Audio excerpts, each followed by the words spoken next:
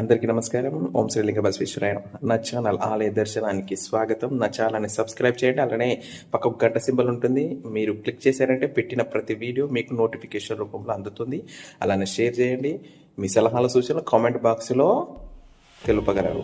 ఈ వీడియోని పూర్తిగా చూడండి. అలా చూసి వెళ్ళకుండా ఒక లైక్ మాత్రం కొట్టేసేయండి. మనం టాపిక్లోకి వెళ్తే, మునుపటి వీడియోలో మీకు కమ్యూనికేషన్ స్కిల్స్ గురించి చెప్పాను. ఇప్పుడు డిసిప్లిన్ అంటే క్రమశిక్షణ. మనం ఏ విధంగా ఉంటున్నాం, పెద్దవారితోటి ఏ విధంగా ప్రవర్తిస్తున్నాం, వినయంగా ప్రవర్తిస్తున్నామా, చిన్నవారితోటి ఏ విధంగా ప్రవర్తిస్తున్నాము, మన మాట తీరు ఏ విధంగా ఉన్నది, మన తల్లిదండ్రుల దగ్గర ఏ విధంగా ఉంటున్నాము, మన గురువుల దగ్గర ఏ విధంగా ప్రవర్తిస్తున్నాము అనేది ఈ డిసిప్లిన్ అనేది ముఖ్యంగా మన జీవితానికి తోడ్పాటు అందిస్తుంది. దీని వలన మన మీద ఇతరులకు గౌరవం పెరుగుతుంది, మన మీద పాజిటివ్ ఒపీనియన్ కలుగుతుంది. దీన్ని మనం పెంపొందించుకోవాలి. దీనికి ఈ డిసిప్లిన్ అనేది మీ విజయానికి కూడా ఇది తోడ్పాటు అవుతుంది. మనం విజయం సాధించాలంటే ఒక్క రాత్రికో ఒక్క నైట్కో ఒక రోజుకో రాదు. అలా ప్రయత్నం చేస్తూ ఉండగా విజయాలు అందుకుంటాము. ఫెయిల్ అయినా సరే మనని నెగిటివ్గా తీసుకోకూడదు. దాన్ని ఒక ఆయుధంగా మలుచుకోవాలి.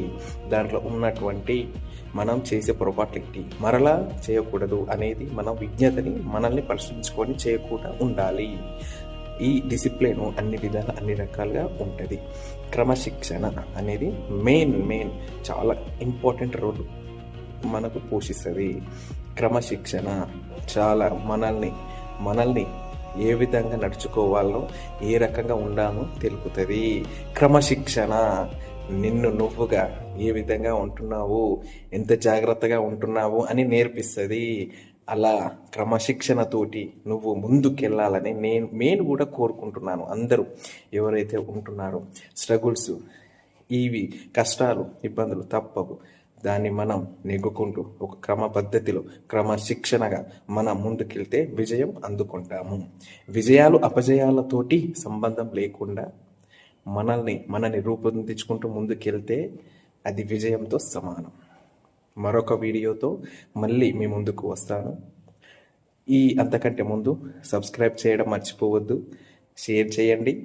సలహాలు సూచనలు కామెంట్ బాక్స్లో తెలియపరచగలరు. అలానే ఒక లైక్ మాత్రం కొట్టేసేయండి. మరొక వీడియోతో మళ్ళీ కలుద్దాం. అంతవరకు సెలవు. ఓం శ్రీలింగ బసవేశ్వరాయ నమః.